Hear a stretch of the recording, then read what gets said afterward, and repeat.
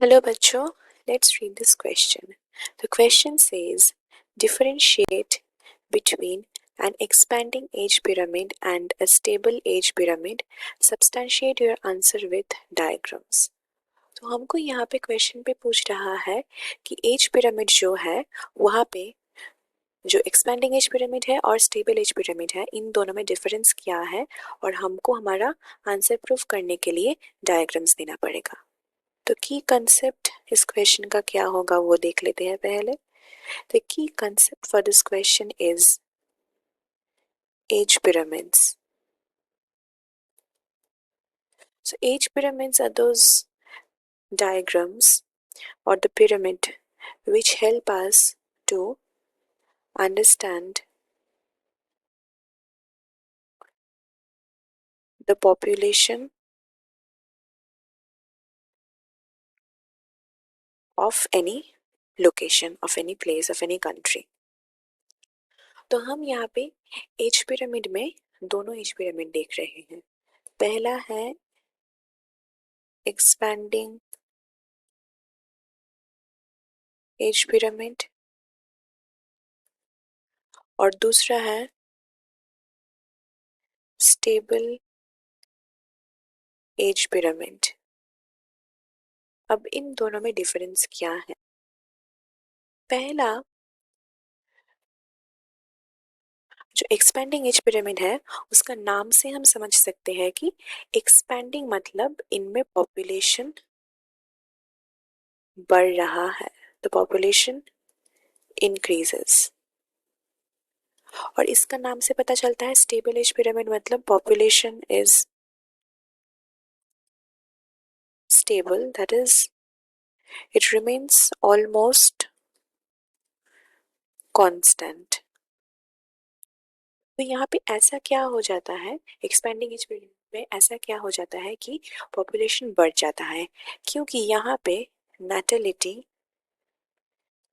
is greater than mortality। मतलब क्या है, natality मतलब बर्थ रेट जो है वो mortality मतलब डेथ रेट से ज़्यादा होता है। तो number of people being born are more than number of people dying, तो इंडिविजुअल्स इंक्रीज हो रहा है यहाँ पे। पर यहाँ पे क्या है, natality is equal to mortality। तो यहाँ पे जितने लोग बॉर्न हो रहा है उतना लोग मर भी रहा है। तो यहाँ पे पॉपुलेशन एक साइड से अगर बढ़ता है, नाटिलिटी से जो अगर बढ़ता है तो उतना ही मॉर्टिलिटी से डिक्रीज हो जाता है। तो यहाँ पे पॉपुलेशन कांस्टेंट रहता है, तो नेट गेन यहाँ पे 0 होता है।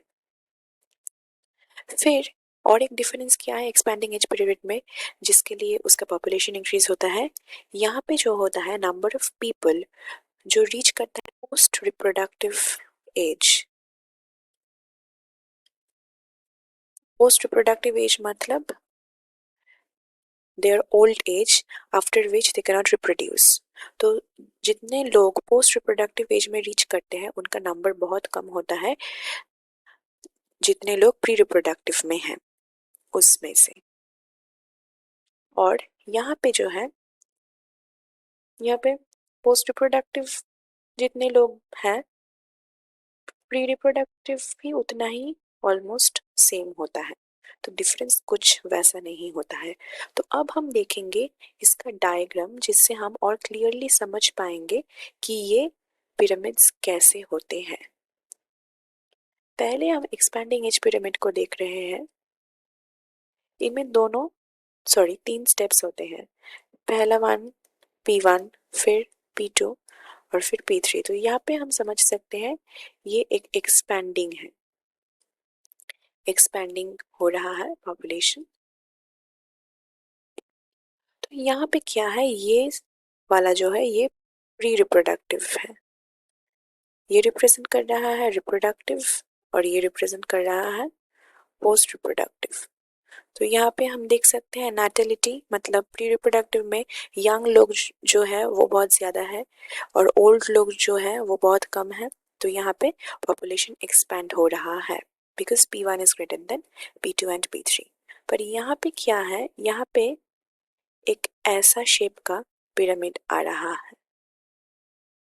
अब ये पिरामिड एक बेल शेप पिरामिड है जहाँ पे ये P1 है, ये P2 है, ये P3 है।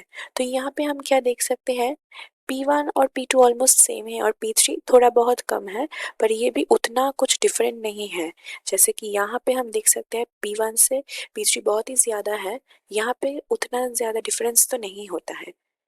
ये वाला है post reproductive age we saw previously, ये वाला है रिप्रोडक्टिव और ये वाला है प्री रिप्रोडक्टिव। तो यहाँ पे हम देख सकते हैं पॉपुलेशन ऑलमोस्ट स्टेबल ही है, तो ये एक स्टेबल एज पिरामिड है। और ये एक्सपेंडिंग एज पिरामिड जो है ये मोस्टली एशिया, अफ्रीका, ये सब कंट्रीज में देखने को मिलता है जहाँ पे पॉपुलेशन इंक्रीज होते हैं, और या रशिया, जापान, ऐसे कंट्रीज में देखने को मिलता है जहाँ पे पॉपुलेशन रेट स्टेबल है। So that's it of the question. Hope you have understood it well. Best of luck.